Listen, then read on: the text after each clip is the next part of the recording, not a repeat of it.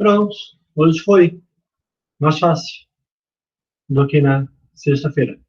Vou pedir então para que vocês abram a webcam, para que já está gravando, e a gente pode começar a correção da tarefa.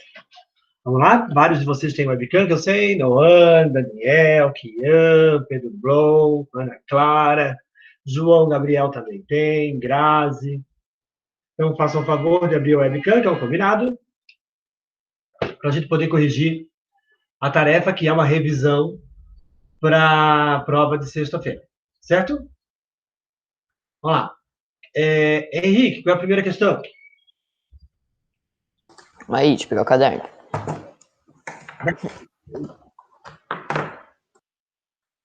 Ô, André, o Bernardo falou que o mic dele quebrou. Ah, mas daí qualquer coisa tu escreve.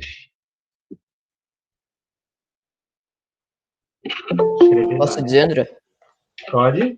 Porque no período pré-colonial, Portugal não colonizou o Brasil. E daí, como é que tu respondesse? Eu botei, pois não encontraram ouro nem prata e também porque já estava tendo lucro com as especiarias que eles estavam vendendo. Ótimo, é isso mesmo. Não encontraram ouro nem prata no Brasil, diferente da América Espanhola, né? E o comércio das especiarias das Índias era muito mais lucrativo. Era 5 vezes mais lucrativo do que a exploração do pau-brasil. Vou pedir novamente, Ana Clara, João Gabriel, Yuri, Isabela, Noan, Grazi, todos vocês têm webcam.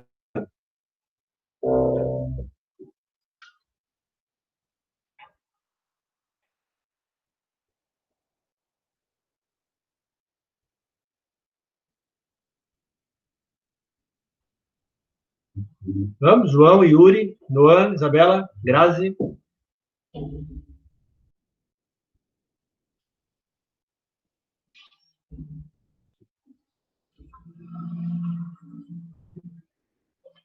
Questão 2. Pedro Blom. Oi. Por que em 1530 Portugal resolveu colonizar o Brasil? Para formar um sistema, eu botei para formar um sistema de porto único. Quem respondeu de outra forma? Eu. Edu.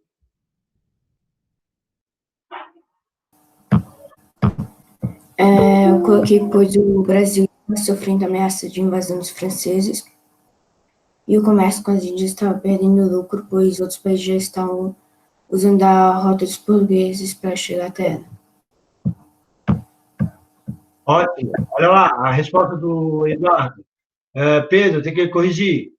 Olha lá, tem 2 motivos. Em 1530, os portugueses começaram a explorar o Brasil, começaram a colonizar o Brasil, porque o Brasil estava sofrendo ameaça de outros países, de invadir o território, né? Ou os portugueses vinham colonizar, ou os franceses dominavam, e o comércio com as Índias já não era tão lucrativo, porque outros países tinham chegado até lá. Olha só, Arthur, se só Portugal traz especiaria, o preço é alto, porque tem pouca especiaria.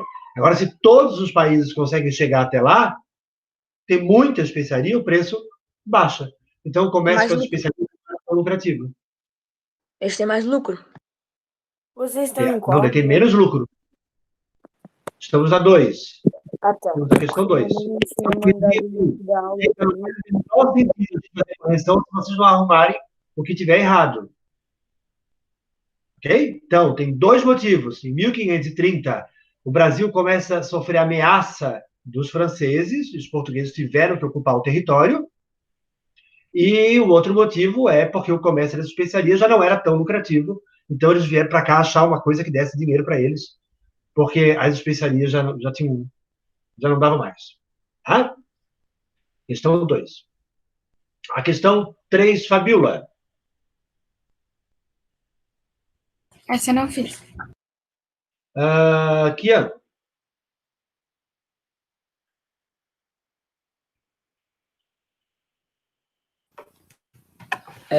Peraí, deixa eu ler aqui, cadê? Sobre as capitanias hereditárias, responda. O que era, qual o dever do donatário, qual o direito dos donatários, quais deram certo e por que os outros não deram certo. Eu respondo Boa, então, todos ou... eram as capitanias? Tá, as capitanias foi grandes fachadas de terra que foram divididas pelo rei de Portugal. Então as capitanias eram faixas de terra do litoral ao Tratado de Tordesilhas. Era uma divisão, né, de terra, era uma faixa de terra do litoral até o Tratado de Tordesilhas para ocupar o Brasil. Beleza? Que são? Isso aí, é lá o mapa que vocês fizeram para mim e mandaram. Depois, a B... Oi? Eu posso falar uma coisa ali para complementar do Tian? Pode. Daí você não tinha falado já que daí as capitanias, elas também são para defesa, né? As capitanias são para defesa, é isso mesmo. Mas acho que tem uma questão perguntando isso, né? Sobre quais os deveres dos capitães donatários? Tem, né? Então, aí encaixa lá. Tá? A principal tarefa do capitão donatário é proteger. Lembra? Ou ocupa ou os franceses dominam. Então, a tarefa do capitão donatário era ocupar e proteger o território. Isso, lembra que a gente falou na aula retrasada, passada, sei lá qual aula, que a capitania hereditária foi um jeito que o rei achou de transferir para o outro a tarefa de fazer isso. Ele não queria ter a tarefa de colonizar o Brasil. Era muito dispendiosa, era muito cara. Então, ele transferiu para a iniciativa privada, para uma pessoa, a tarefa de fazer a ocupação do Brasil.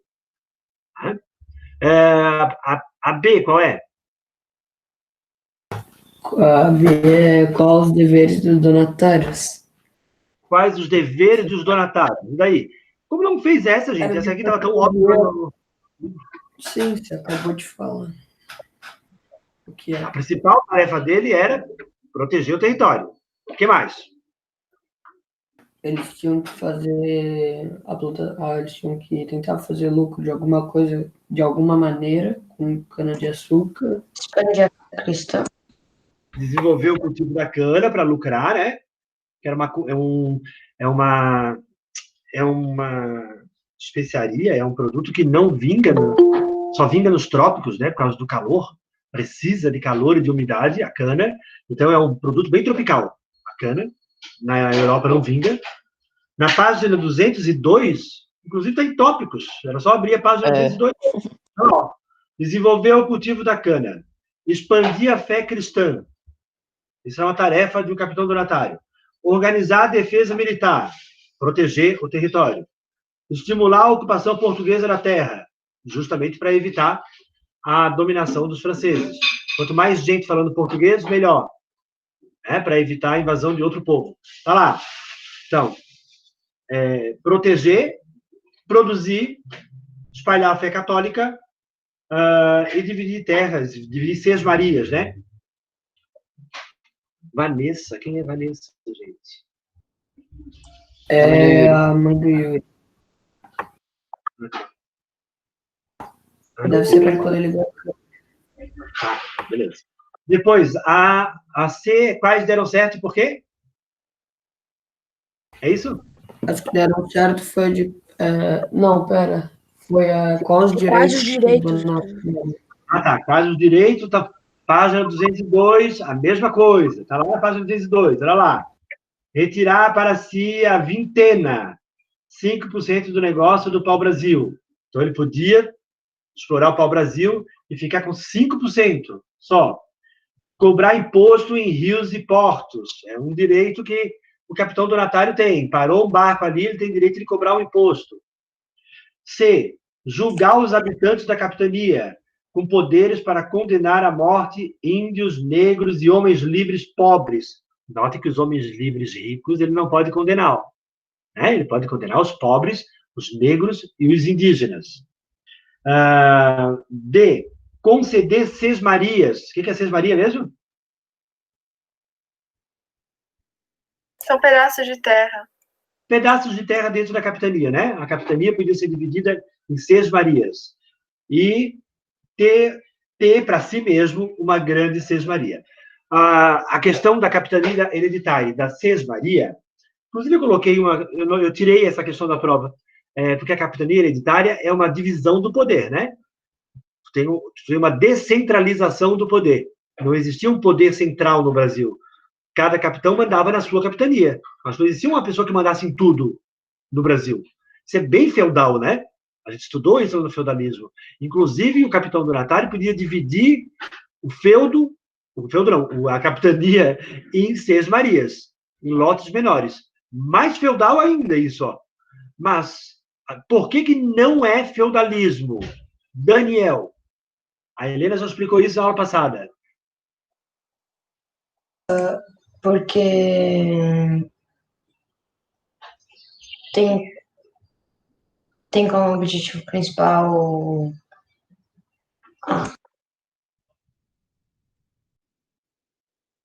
Dani, lá na Idade Média, um servo no feudo produzia também, ok? Tá. Por que aqui no Brasil as sesmarias, essa divisão de terra em sesmarias, não pode ser considerado um feudalismo à brasileira? Fala, Henrique. Porque pertence a Portugal? Sei lá. Não. Tava no livro alguma coisa assim. Feudalismo, Portugal também teve Idade Média. Pedro Blom, lembra? porque queriam expandir a fé cristã. Bom, a cristã se espalhou, foi na Idade Média. Posso entrar? Espera, só um pouquinho, Dani. Quem lembra? Além do Dani. Noah. Ah, que bom te ver, Noah. Por que, Noah? É porque o objetivo do Brasil é ter lucro. Boa, garoto. Não ter. É isso mesmo. Dani, presta atenção. O sesmeiro, ou capitão donatário, tem como objetivo o lucro. Produzir cana para vender e lucrar. Se o objetivo é lucro, é capitalismo. Feudalismo não tinha lucro, lembra? A produção era para subsistência. O servo pagava os impostos do senhor feudal, corveia, talha, banalidade, mão morta, aqueles impostos todos, e sobrava o mínimo para sobreviver. É tanto que a gente fala que a economia medieval é uma economia de subsistência, uma existência abaixo. No Brasil, a produção era para o comércio. Então, não pode ser chamado de feudalismo. Ok? Prestem atenção nessa questão. Ou seja, quem avisa, amigo é. Questão A, B, C. Ah, tá. A C a gente já viu. A D são as duas capitanias que deram certo, é isso? Deve ser. Qual, Arthur? Quais as duas capitanias que deram certo? Pernambuco e São Vicente. Boa! Pernambuco e São Vicente. Pernambuco e São Vicente. Pernambuco e São Vicente. Grava isso. Por que deu certo?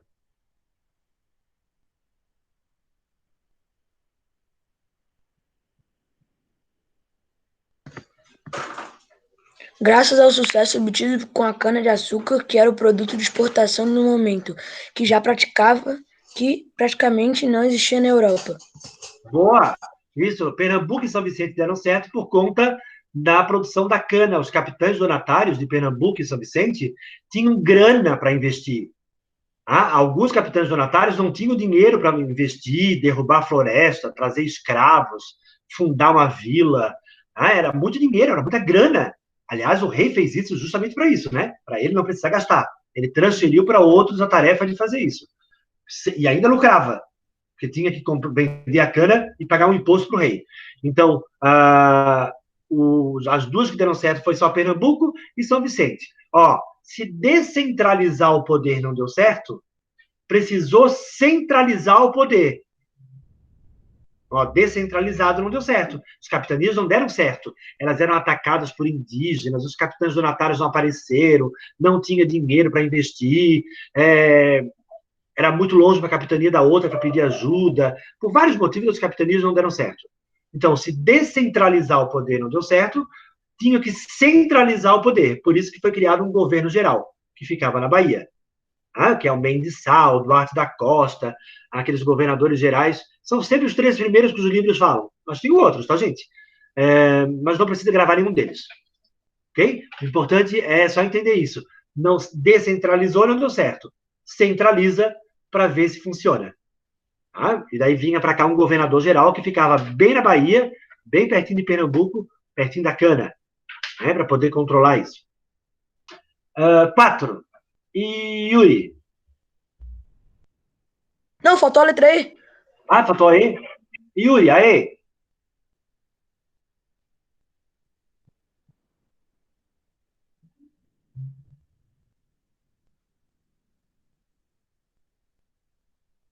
Tá me ouvindo? Tem alguém aí? Sessão espírita, começou.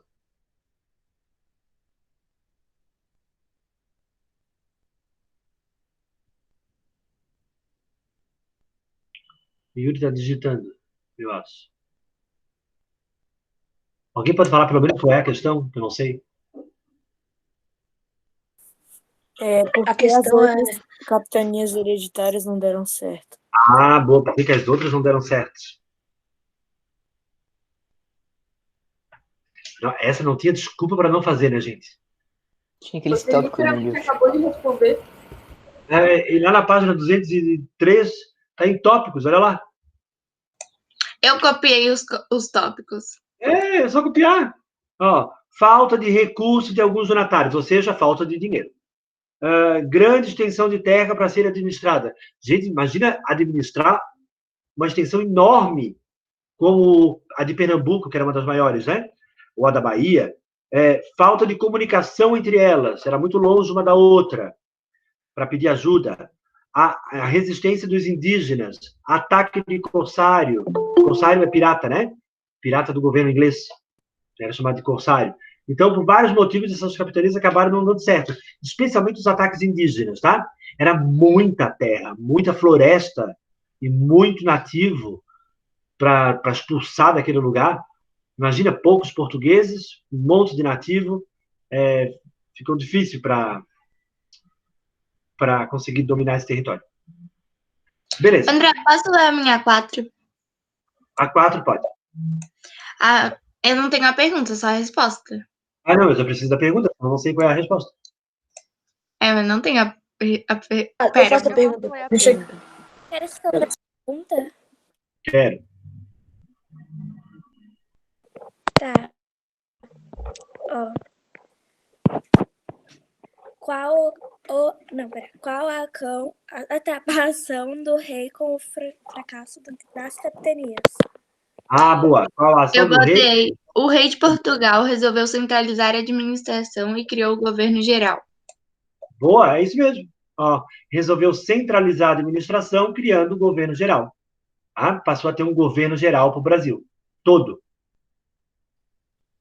Então, vinha alguém para governar o Brasil. A Helena tá irritada? O que aconteceu, Helena? Tá brava? Conheço essa cara. André, pode repetir, por favor, resolveu centralizar? Ele resolveu centralizar o poder, criando o governo geral. Isso, em 1548, tá certíssimo. Eu não gosto muito de trabalhar com datas, né, porque os alunos não precisam decorar a data. Achei bem no comecinho do Brasil. A capitania logo fracassou. Mostrou-se uma péssima Utensílio. Isabela Medeiros chegando. Questão 5. Evelyn Nassa, a senhora tem webcam. O Júlia Luiza também tem. É porque eu não tô conseguindo ligar, porque minha internet tá muito ruim. Daí, quando eu liguei, eu caí. Ah, tá. Maquin também tem. Questão 5, quem faz? Pedro Santana.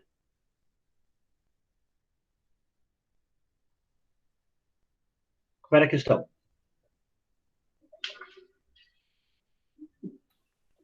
Professor, eu fechei aqui a minha aba das respostas sem querer. Então, quem faz a 5? Maquin. Desculpa, eu faço a próxima. Tá ok. Ó, a 5 quem era? O ouvidor mor. Daí o ouvidor mor era... ele era encarregado da justiça. Ó, pense na palavra ouvidor, aquele que ouve as queixas. Então é o juiz. O juiz que ouve as queixas e resolve a situação. O que mais? Daí a B era provedor mor, que eu botei que ele cuidava das finanças.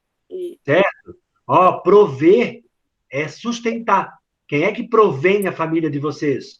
É o pai, ou a mãe, ou os dois. Aquele que provém é aquele que cuida, que sustenta, que cuida da economia. e esse era o Capitão Mor, e o Capitão Mor ele cuidava das defesas. Ó, hoje seria o ministro da Defesa, o ministro da Justiça e o ministro da Fazenda, da Economia. Tá? Seria o equivalente hoje a ministro. Né? Vinham junto com o governador-geral, vinha junto o capitão Mó, ouvidor Mó, provedor Mó, para cuidar da justiça, da economia e da defesa do Brasil. Tá? Essa era 5, né? 6, Pedro Santana. Vamos cá. Tá. Em 1621, o Brasil foi dividido em 2 estados. Quais eram e por quê? Boa. Daí. Os dois estados eram o estado do Maranhão e o estado do Brasil, com o objetivo de melhorar a defesa e o controle do território. Sim, ó, se tem 2 estados, tem 2 governadores, né? E daí 2 provedor, 2 capitão, 2 ouvidor. Se tem 2 estados, tem uma defesa maior. A ideia era essa. Isso quer dizer, galera, que o Brasil poderia ser, hoje, só essa parte verde.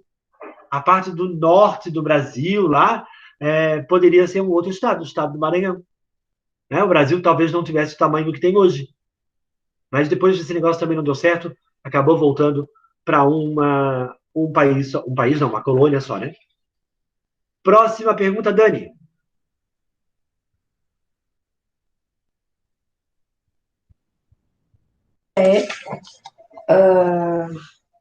Cadê? 7.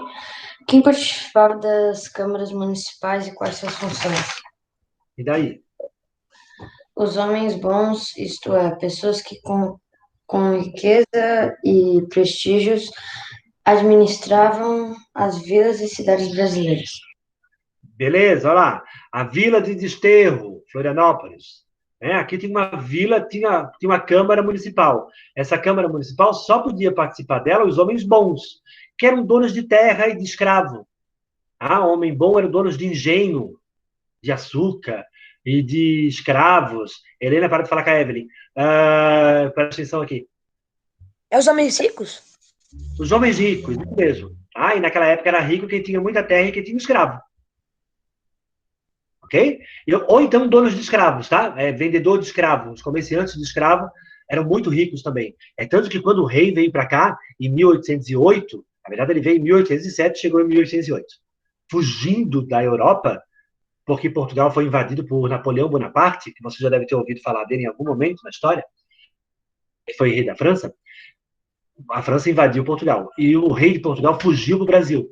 Quando o rei chegou aqui com a família real, e mais uma centena de nobres, não tinha onde o rei ficar. Claro, o Brasil era uma colônia, não tem palácio. Onde é que vão botar o rei? Não dá para botar em qualquer casebre. O rei ficou... André, você pode repetir a resposta das 6 que eu não consegui pegar, por favor? Já repito. O rei e a família real ficaram na casa de um traficante de escravos, que era a melhor casa que tinha no Rio de Janeiro. De tão rico que ele era.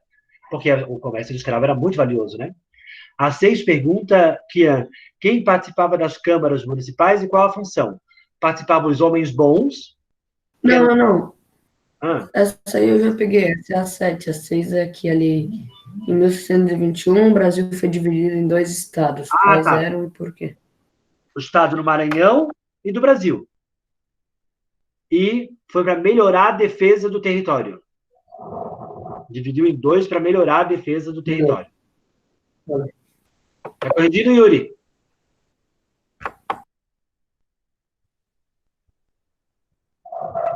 Seis, 7, a 8. 8. Isabela Florencio. Qual é a questão 8 e como é que tu respondeu? A cana-de-açúcar foi escolhida para explorar o Brasil. Quais as razões dessa escolha? Eu esqueci de fazer a 8. Quais o quê? A cana-de-açúcar foi escolhida para explorar o Brasil. Quais as razões dessa escolha? Quais as razões para essa escolha? Helena Veloso Rodrigues. Ah, 8, né? É. Era um produto de grande procura na Europa, portanto, tinha grande valor de exportação. E o Brasil tinha características físicas que favoreciam o cultivo. Boa! Ó, era um produto valioso na Europa e o Brasil tinha características que facilitavam o cultivo. Que característica? Solo fértil e o clima... Ó, o solo é chamado... Vou botar aqui o nome, ó, tem um nome específico. Pode aparecer em algum lugar nesse texto. O solo era chamado de solo de massa P. Solo de massa P. Tava no livro, alguma coisa assim.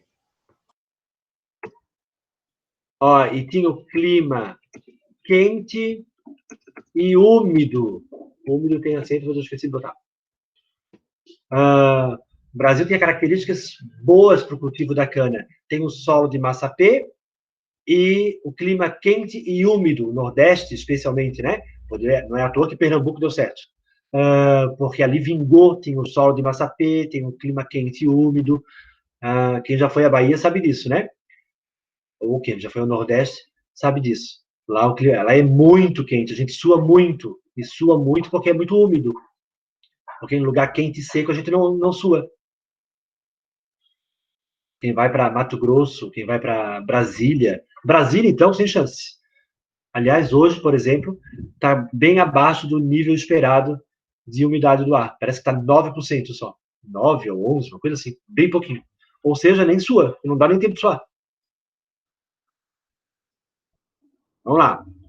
Então, foi escolhido o açúcar. Vale lembrar que capitania hereditária, os portugueses já tinham testado na Ilha dos Açores, então eles trouxeram aquele modelo para cá, e a cana eles também já plantavam na Ilha dos Açores, que também tem um clima quente e úmido, e trouxeram para cá, para o Brasil. Então eles já conheciam o cultivo da cana, que vai ser financiado, inclusive, pelos holandeses. Os brasileiros não tinham de onde tirar dinheiro, pegavam dinheiro emprestado nos bancos da Holanda. Os holandeses tinham muito judeu, né? A Holanda tinha muito judeu banqueiro, porque a Holanda era mais tolerante, religiosamente falando, e muito judeu, fugindo da perseguição católica, foi para Amsterdã, para Eindhoven, para aquelas terras holandesas, e criaram bancos e emprestavam dinheiro para os brasileiros. Tá?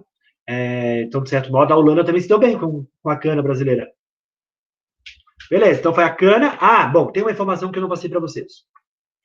O modo de produzir a cana é chamado de plantation, que escreve desse jeito que eu coloquei lá. Ó. Registro. Plantation é um modo de produção, tá, gente? O que significa esse modo de produção? É produção em latifúndio, ou seja, produz em grandes propriedades de terra, em Seis Marias. Produz em latifúndio, produz uma coisa só, monocultura. Produz uma coisa que lucra lá fora. Uma coisa, açúcar, cana. Em grandes extensões de terra, uso de mão de obra escrava, porque é barato, tu paga uma vez e explora o resto da vida dele, né? Tu paga por aquela peça uma vez e explora o resto da vida, e a produção é voltada para o mercado externo. Por que a produção é voltada para o mercado externo e não para o mercado interno? Por causa do lucro? Por causa do lucro. Explica isso, Evelyn. Porque se fosse pelo mercado interno, não teria tanto lucro quanto o externo. Por quê? Porque quem planta são eles, sei lá. Quem explica isso? Tem excedente, não é? E não é raro. Porque não é raro, porque tem muito. Se a produção do açúcar fosse para vender no Brasil, o açúcar valeria pouco. Porque tem muito açúcar no Brasil. Né? Dá para plantar açúcar em São Vicente, Pernambuco, na Bahia, em qualquer lugar dá para plantar uma cana, é só tu ter dinheiro para isso. Então tem muita cana no Brasil e o valor da cana O valor do açúcar é baixo. Então, a produção é voltada para o mercado externo, é para vender onde não tem, para vender na Europa. Esse jeito de plantar, o plantation, vai ser usado na cana, no café, mais tarde, né, quando o Brasil começar a plantar o café, lá no período imperial, já, no 8º ano, que é o último ciclo econômico do Brasil, também vai usar esse modo de produção, que é o mais lucrativo, ó. Planta uma coisa só, em grandes extensões, com mão de obra escrava, e tudo que é plantado é para vender lá fora, não é aqui. Porque aqui é barato. Tá? Isso quer dizer que não plantavam outra coisa, André? Plantavam, não nesses latifúndios. Esses latifúndios plantavam cana. Tinham pessoas que plantavam outras coisas, que daí era voltada para o mercado interno. Tá? Também tinha outras coisas para o mercado externo? Tinha. Algodão, tabaco, isso também era produzido no Brasil. Tá? O fumo, mas também era para o mercado externo, não era para ficar aqui. Mas o principal produto desse período é a cana, que era produzido com esse tipo de produção, com esse modo de produção. Esse é a 8, né? A 9. Sofia.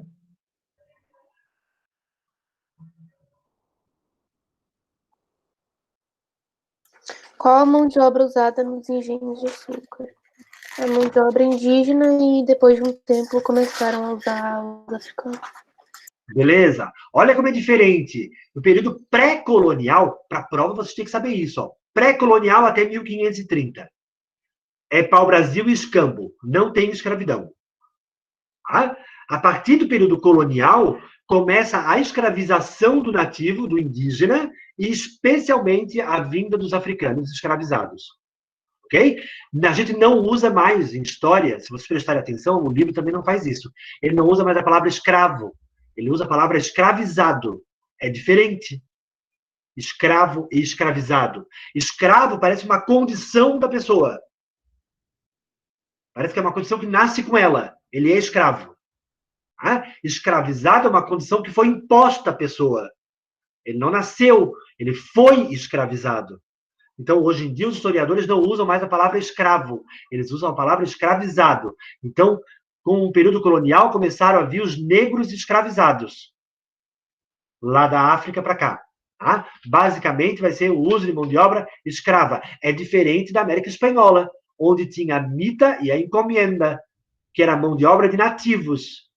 Tanto a mita quanto a encomienda eram de nativos. A última opção na América Espanhola era um escravo africano. É tanto que tem uma parte da América Espanhola que vai usar pouco. Chile, Peru, Argentina. Não tinha muito escravo africano, era mais a mita e a encomienda. O México, daí sim. México, aquela região da Guatemala, ali vai ter bastante escravo africano. Tá? Haiti. Inclusive, no Haiti, os próprios negros é que vão fazer a independência, né? Vão tomar a ilha, vão expulsar os brancos e vão criar um país de negros na América, o Haiti. E vão ser governados por um rei negro, inclusive.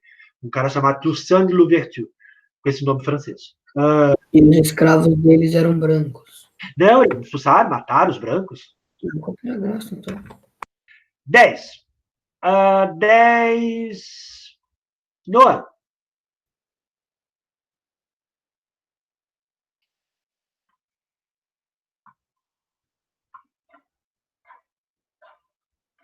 Noah, tá me ouvindo? Quer falar alguma coisa? Oi, prof, eu não fiz a 10. Não fez? Isabela Florencio, fez a 10? Também não. Pedro Santana fez a 10?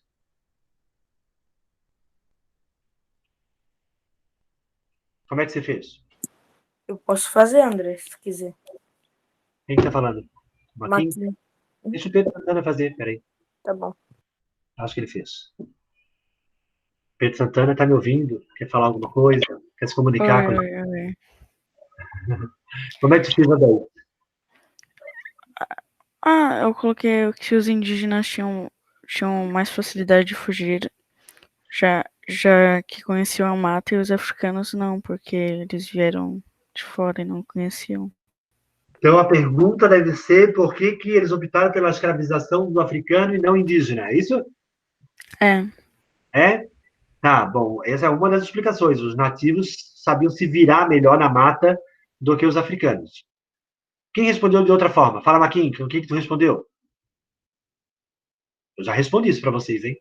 Tá, eu respondi que no século XVII, os senhores de indianos começaram a comprar africanos. Para... Calma aí, que a minha letra tá... Depois, como é que fala, Sandra? Galera, vocês ligaram a webcam. Vamos lá.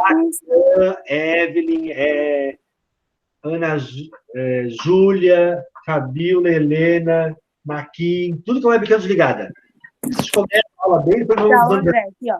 Daí, eles começaram a comprar africanos para substituir os indígenas por causa das doenças e maltratos, e os maus tratos. Quem colocou outra resposta? Ai, Júlia, que bom. Eu coloquei. Eu botei. Pode. Eu coloquei que isso se inverteu porque os indígenas conheciam muito aquela terra, então eles saíam correndo por meio dos matos e, tipo, ia até não aguentar mais, eram correr mais, e acabavam morrendo quando pegavam, ou de cansaço de tanto correr deles, dos portugueses. E os africanos, como era uma terra desconhecida para eles. Tá, esse é um motivo que é o mais importante. Quem colocou uma coisa que não foi falada? Os africanos eram mais fortes, sei lá. Henrique, fica a mão levantada lá, ó. Só aparece a mão, né? Eu botei que estava faltando indígenas no trabalho e... Eu botei, mas eu botei em minhas palavras, então ficou meio estranho. Mas o que eu quis dizer é que tinha mais africano no trabalho e mais, sabe, melhor no que fazia. Tava faltando indígena. Posso... Ei, Bernardo, pode.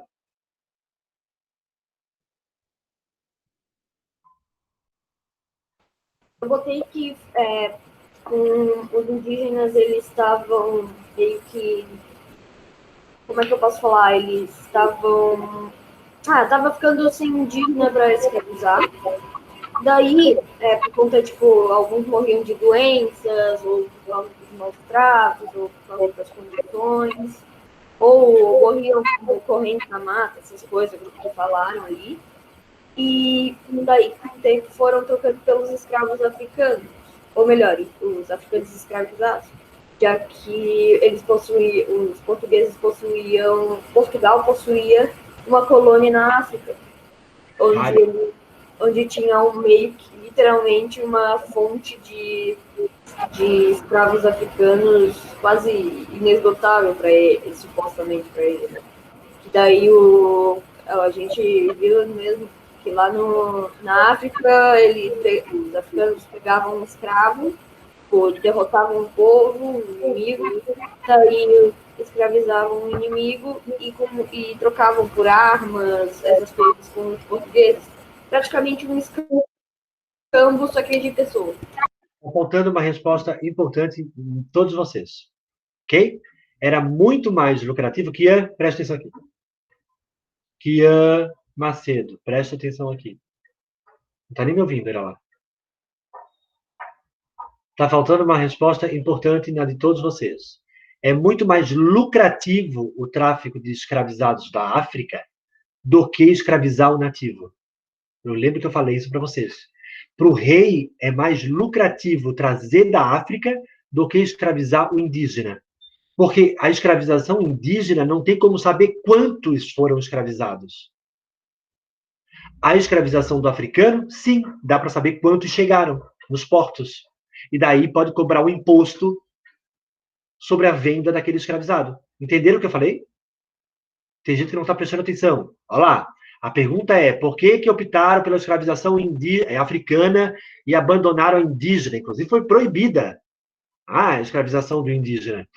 Porque é muito mais lucrativo a escravização do africano, porque dá para controlar quantos entram no Brasil. Já a escravização do nativo não tem como controlar quantos foram escravizados. O rei não tem como saber quantos da tribo foram escravizados. Não tem como fiscalizar isso. Já a fiscalização da entrada do africano é mais fácil de fazer, porque era feita pelos portos que tinham no Brasil. Compreenderam? Existe uma questão 11? Existe uma questão 11? Qual é a questão 11, Pedro Baca Ramos Blom? Não existe. Não existe? Ah, entendi que existia. Então, tá, galera. Feita a revisão, estudem para a prova de sexta-feira, ok? Nossa primeira prova do terceiro trimestre. Eu vou começar a ver hoje os trabalhos de vocês, espero que todos tenham mandado o trabalho. Certo? Uma boa semana, até sexta-feira. André, o trabalho que tu tá falando é o da carta do Peruvaz, né? A carta do Peruvaz e mapa. Vou começar a olhar os dois hoje. O mapa é rapidinho, né? O mapa das capitanias? Isso. Tchau, André. Tchau, galera. Boa semana.